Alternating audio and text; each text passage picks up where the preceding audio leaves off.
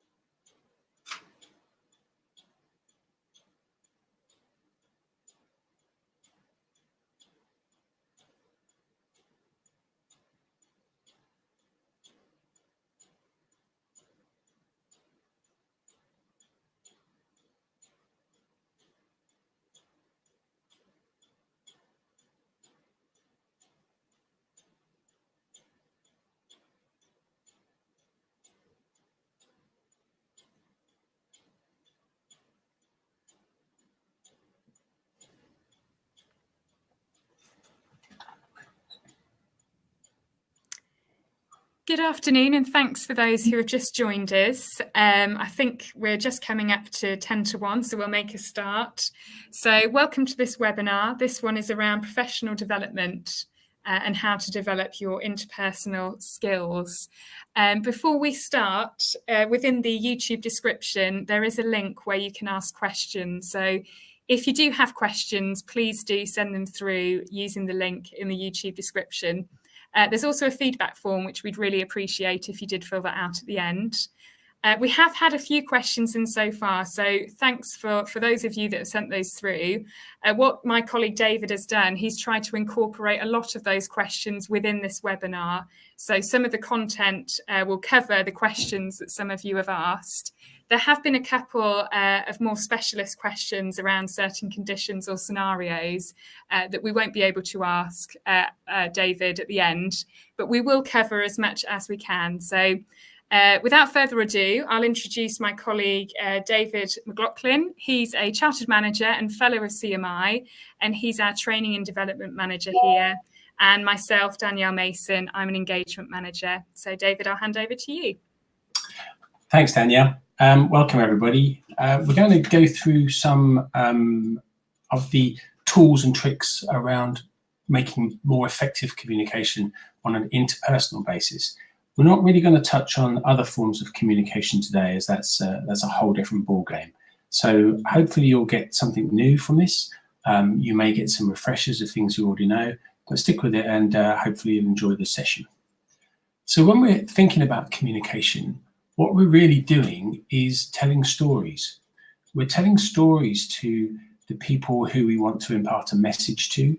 We might be telling somebody something that happened to us at the weekend, this time of year, thinking about something that happened on holiday, or trying to get an idea across. And one of the most effective ways to do that is to think about it as a story. Why should I listen to you? What's the hook? Tell me a beginning that I'm going to be excited in. Give me a reason to listen to you and pay attention, and then take me on a journey through that story. We do this when we talk about things that are important to us, and very often outside of a work environment.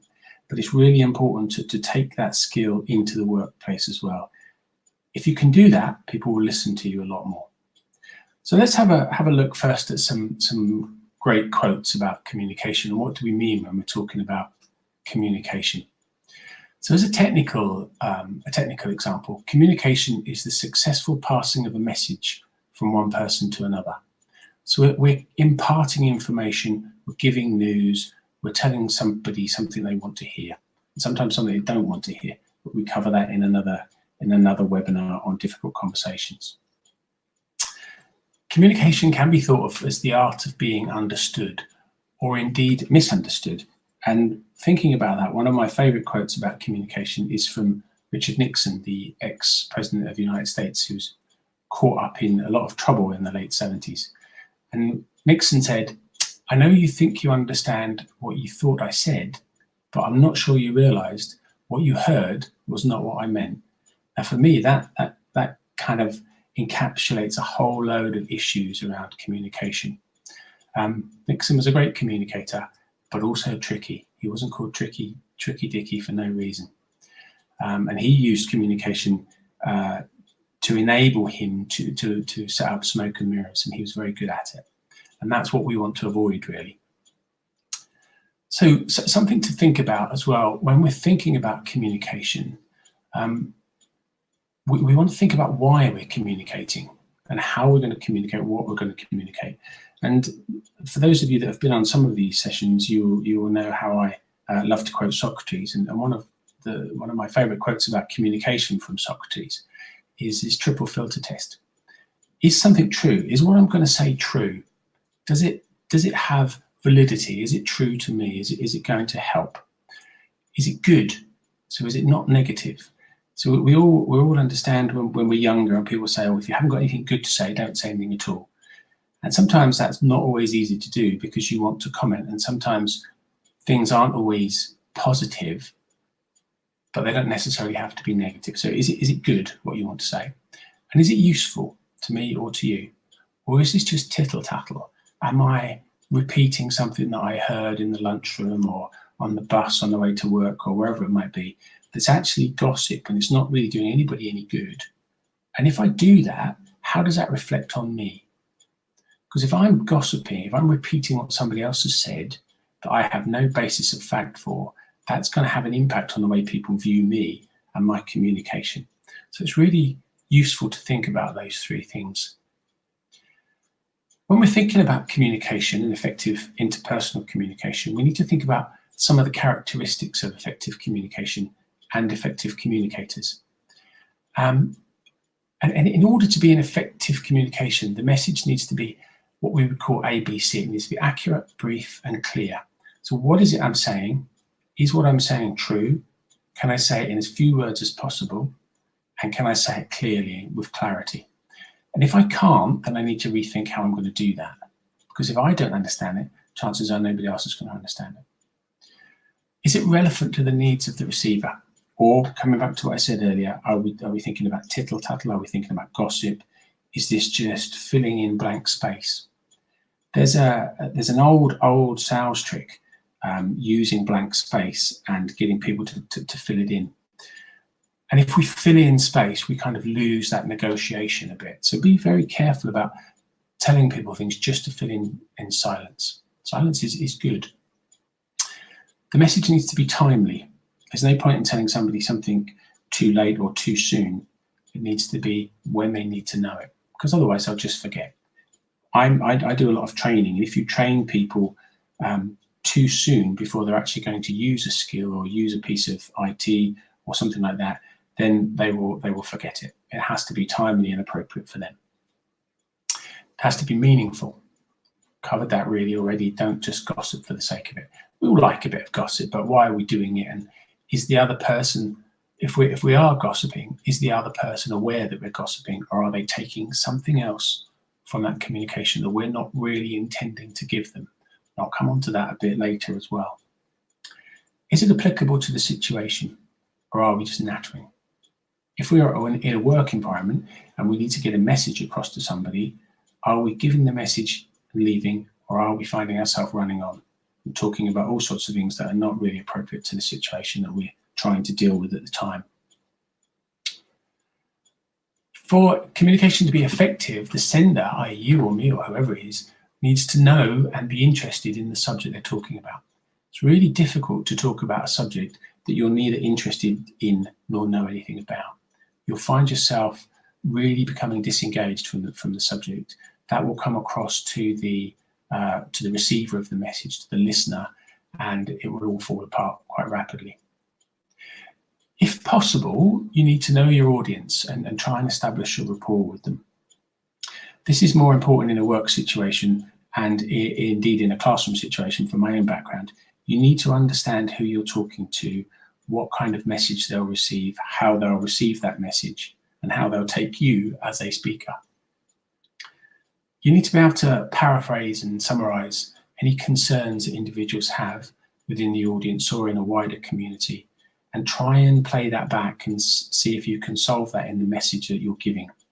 Now, that said, it's not your job to solve everybody's issues, but if you're trying to impart information and the people that are receiving that message don't understand it, then you might need to change the way that you deliver that message. Now, the really important thing here is that you don't change the message. The message should stay the same. The way you deliver it can be different. Years ago, when I first started in education, the thinking was, if I tell you something and you don't understand, then that's your problem. Very much more nowadays, the situation is, if I tell you something and you don't understand, it's my responsibility to tell you in a way that you can understand. So we're feeding things back to people, being aware of the audience, changing the way we deliver the message, but we're keeping that message the same. We need to speak at a level that the receiver can understand. So we want to be using language that is appropriate for the individual, appropriate for the situation. If we're talking to somebody who's down the line from us, chances are we won't be using the same language as we would use if we were talking to somebody up the line from us in a work situation. If we start baffling people with jargon and slang and various other technical things that they're not used to, they're just going to switch off. We're going to lose them and our message won't be received. We need to develop practical skills in verbal and non-verbal communication. And one really easy and interesting way to do this is sit on a Saturday morning in a coffee shop, watch people, look at what's going on, try and see if you can understand what they're talking about without hearing them. Look at their body language. Are they happy? Are they miserable? Are they agitated? What's going on with that individual? See if you can work that out. It's good fun. It's good fun if you can do it with somebody else as well and try and have a guessing game as to what they're actually talking about. And in doing that, going back to thinking about stories, we can make up stories. We can watch people and we can make up stories about them and think about what they're saying, what they might be doing. Are they spies? Are they just out shopping? What's going on? Can we read that from their body language? It's good to have a bit of fun doing that, as long as you don't take it too far, of course. We need to be able to show empathy to the listeners and encourage them to engage with us as well. Get them to engage in the process that we're involved in. We're not just about giving information here. We're about saying, this is my point of view. Tell me yours. Tell me your story. What's got you here? Where are you going to go with this now you've got this information? That's where the asking questions comes in as well. And we need to be very skilled at asking questions appropriately, because equally we don't want to put somebody on edge. We don't want somebody to feel under enormous pressure when we're communicating information to them. This is not a grilling. When we're giving somebody information at work, in a work environment, we're not grilling people. We're not interrogating them. We're giving them information, asking appropriate questions. We're making sure that we listen to what they say as well. I'm going to come on to that in a bit more detail in a little while. We also need to be flexible. Can we do this now? Is this the right time for us? Is this the right time for the individual that we're talking to? Are things in the way of the listening that needs to happen? Are things in the way of us delivering that message and delivering that communication? Do we need to change it? Do we need to be somewhere else? So let's have a think about types of communication. Largely speaking, in the workplace and often in the rest of life as well, we can think about types of communication in three different ways. We can think about upwards communication. We're talking in the workplace to our boss, to our director, to the CEO, whoever it may be, somebody who holds more power than we do. We need to think about how we talk to them, what's appropriate, what kind of thing are they expecting, how do they want you to treat them, what are the kind of language they expect to hear, is it jargon, is it more professional, is it specific to your environment. We can think about downwards, so we're talking to people now that we manage. Or indeed, if you've got children, you can think about it in the same way as well. But we need to think about the language that we use, what it is that we're actually saying. Is that appropriate? Are we using words that are appropriate? Are we using terms that they will understand? Are we communicating in a way that makes it easy for them to understand what we're communicating? Remember, we have a responsibility in this to make sure that when we're speaking and we're given our message, it gets across clearly and easy to understand. And then we can think about horizontal as well. We're talking here about peers, people who are on an equal footing to us.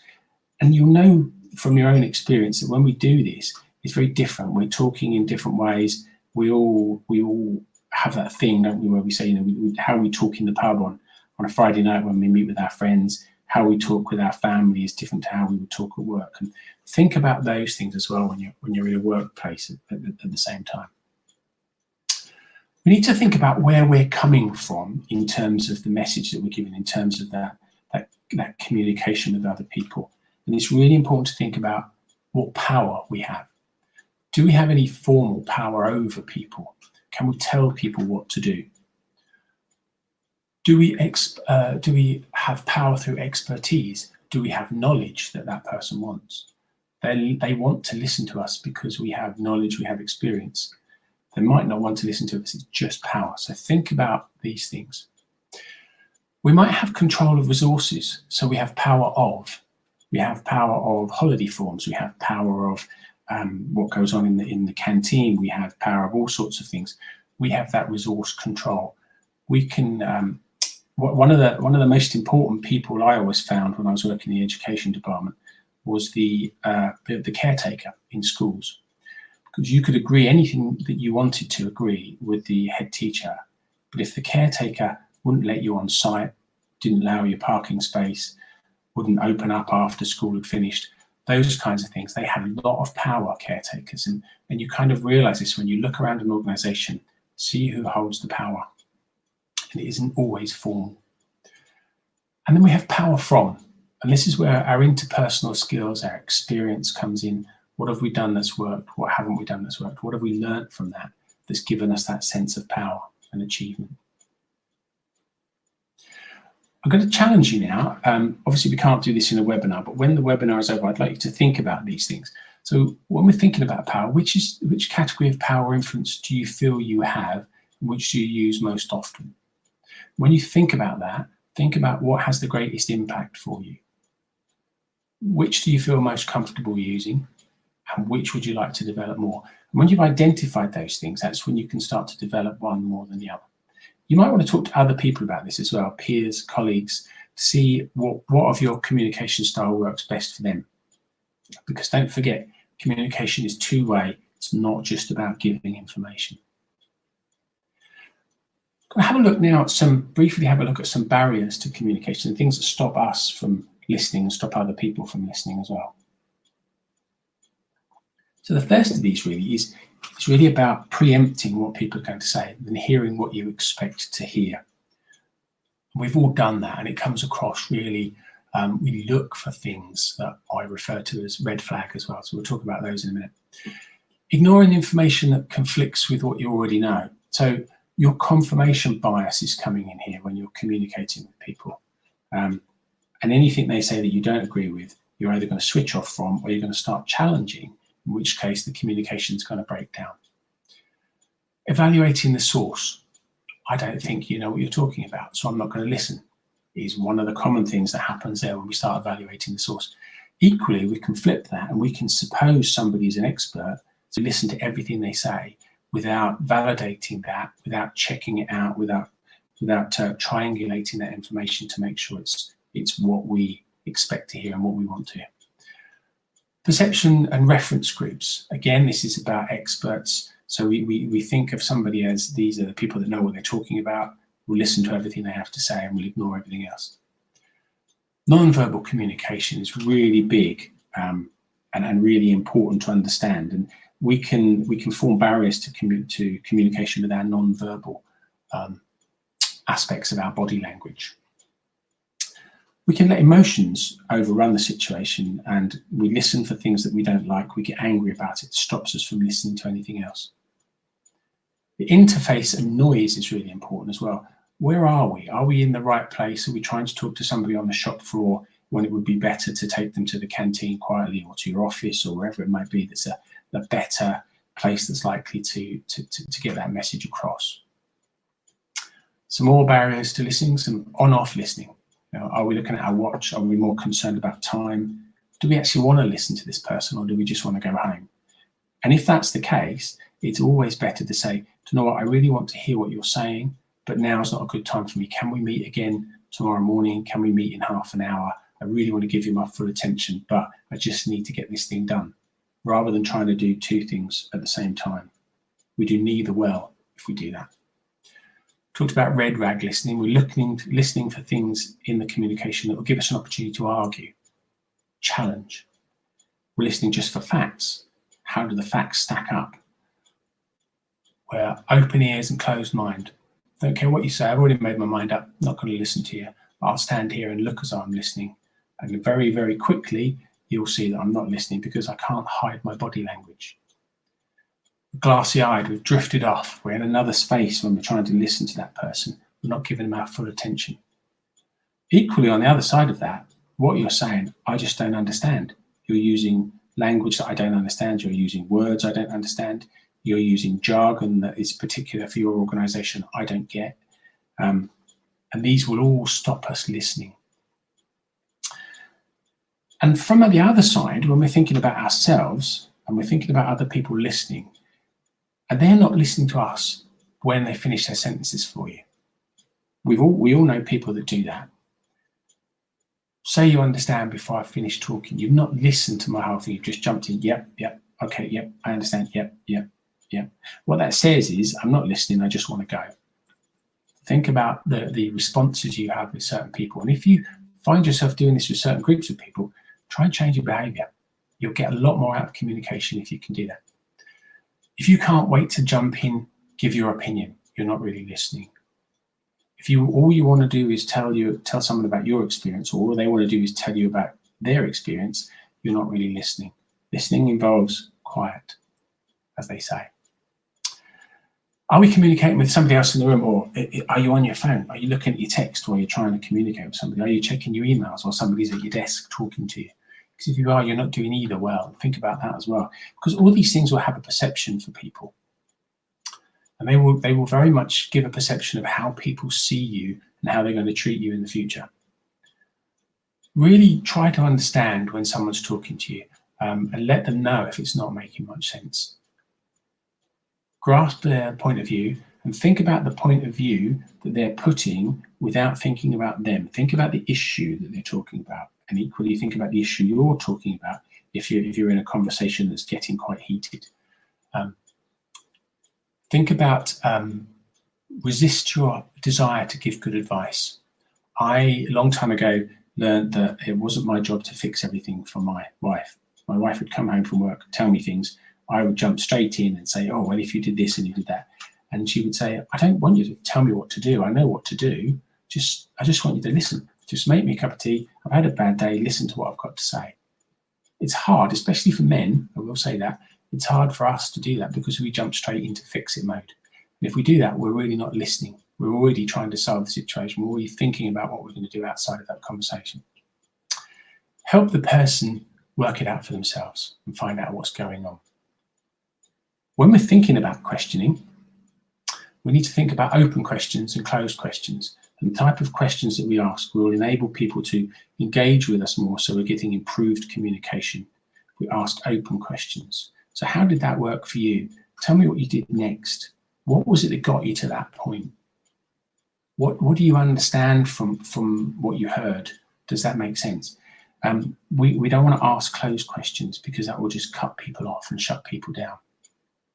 I want to talk briefly now about non-verbal communication. There are different types of non-verbal communication. And non-verbal communication, or NVCs, is all about what we do that isn't expressed in linguistic means. So it isn't about the words. It's all about the things we do, the message that we transmit with our body language. It's about sign language, written words, anything that's not considered to be verbal. And when we're thinking about communication in this way, 55% of our communication is about body language. The vocal elements, the intonation, the tone, the volume, all that kind of stuff, adds up to about 38% of what we say. Our words come to 7%. That's all. And this is not me. This is scientifically proved. So when you think about our communication, the non-verbal aspect of it is 93% of what we're saying is not words. For me, that's massive. That starts to make you think about a lot of things. I'm going to go through these quite quickly because I want to get communication across and leave an opportunity to ask some questions. So we need to think about haptics when we're thinking about non-verbal. We need to think about touch, and this has to be appropriate touch, obviously, but studies have been done. If you tap somebody on the shoulder while you're giving them a message, they're more likely to take in that message. Waitresses, there was a study done on waitresses in America when they put plates down. If they touched people on the shoulder as they did it, they got bigger tips. So think about that, but it has to be appropriate, has to be within the boundaries of whatever culture you're working in. We can think about chronemics or time.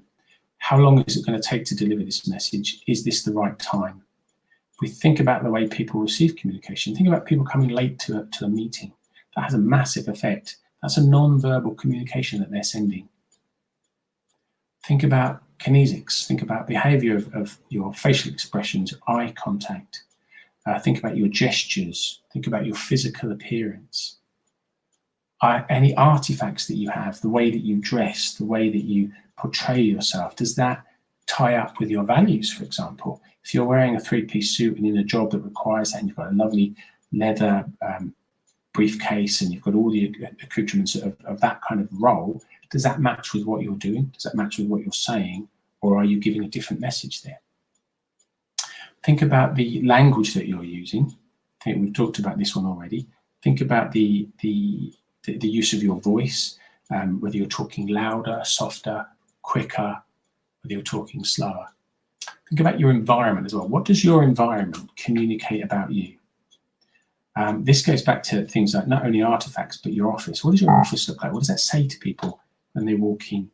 A lot of work is done in this in supermarkets, for example, where things are placed strategically in order to get people to buy them. It's another message that's not verbal, that's coming across in, you pick up a lot of information from that, although nobody said anything at all. And a really, really important one, think about proxemics, think about space.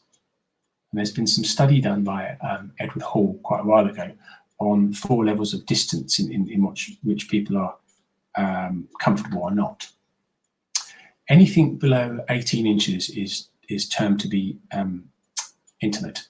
So if you're up in someone's face while you're giving them a message, you're too close to them, you'll sense them, you'll sense their resistance, you'll sense them backing off, and then they're not listening. So think about your space from people. Where are you?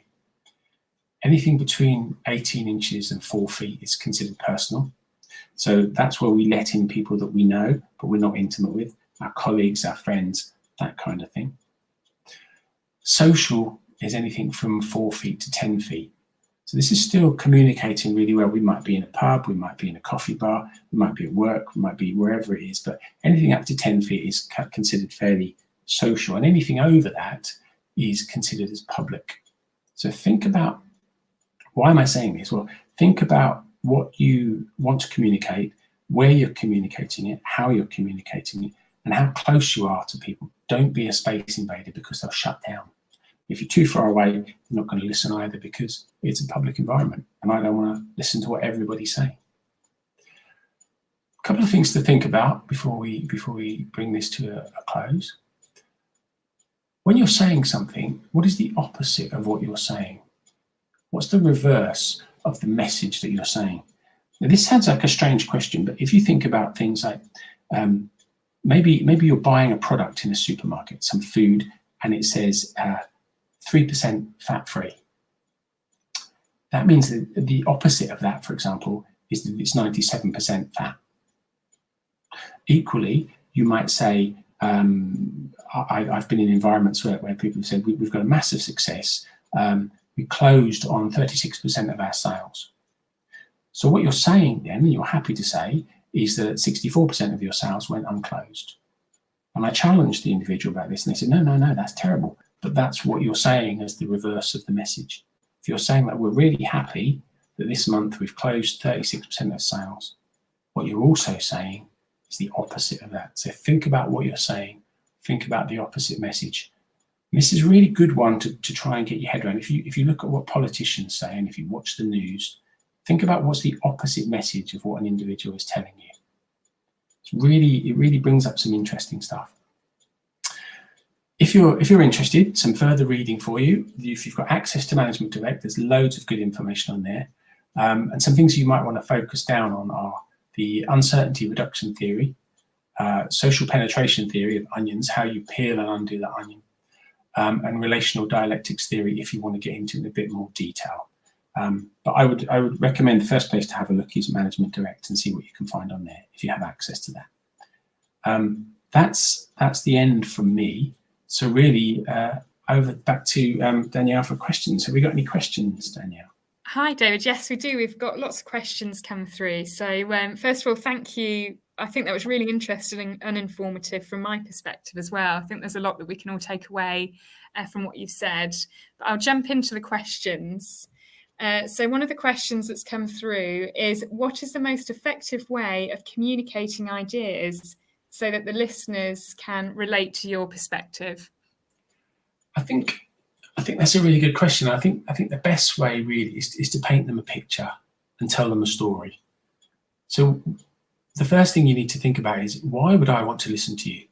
So hook them in, try and give them a hook that gives them some reason to continue to listen to you. Paint them a picture about where you're going with the story. And once you've done that, once you start to do that, most people want to know what the end of the story is. Even if it's a very short story, most people want to know what the end of the story is. So they will tend to listen to you.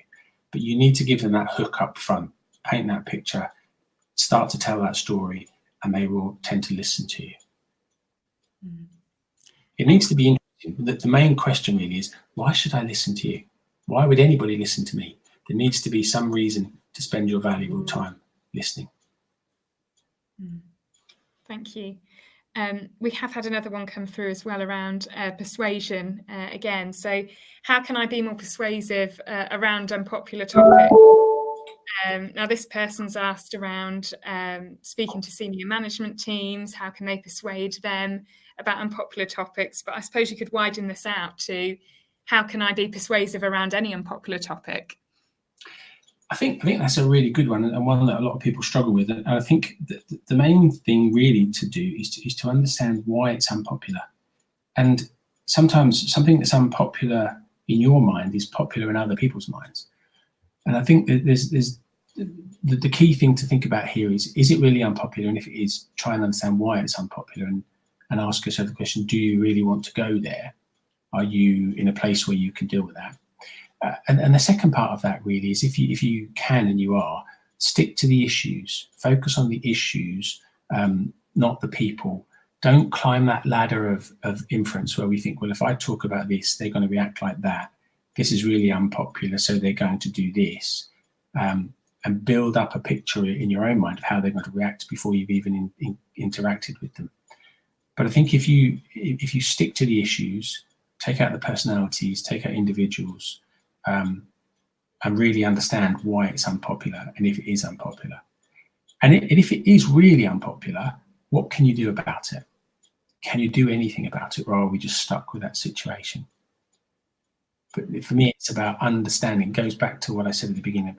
You need to know what you're talking about, and you need to be interested in it, because then you'll be able to bring other people along with that story that you're telling. Thank you. We've had an interesting question come through about communication styles that you might be able to answer. So how do you strike the balance between considered communication and communicating in your own individual style? So this individual has given an example. Should you sacrifice your own uniqueness, so your turn of phrases, to match what you perceive the audience wants to hear?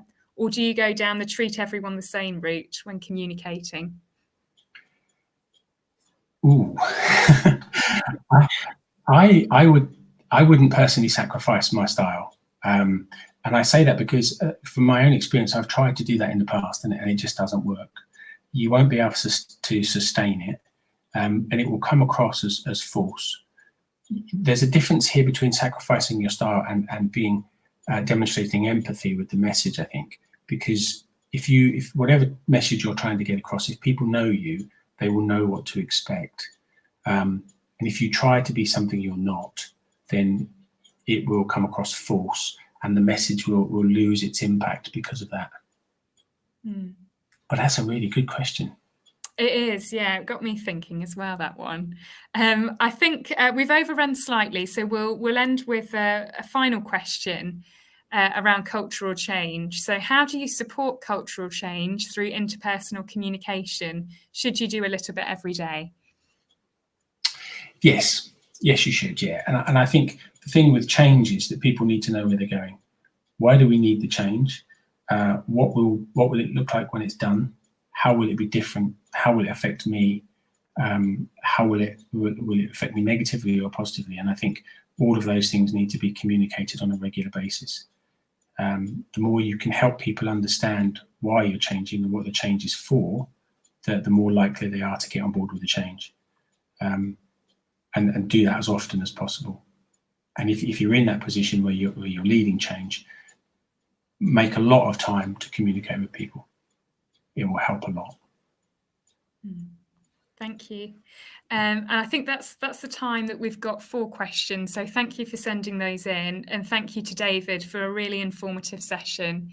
As I say, I think there's a lot we can take away from this one. Please do fill out the feedback form. It's in the description, and you'll get a follow-up email with that in. So we do appreciate your feedback.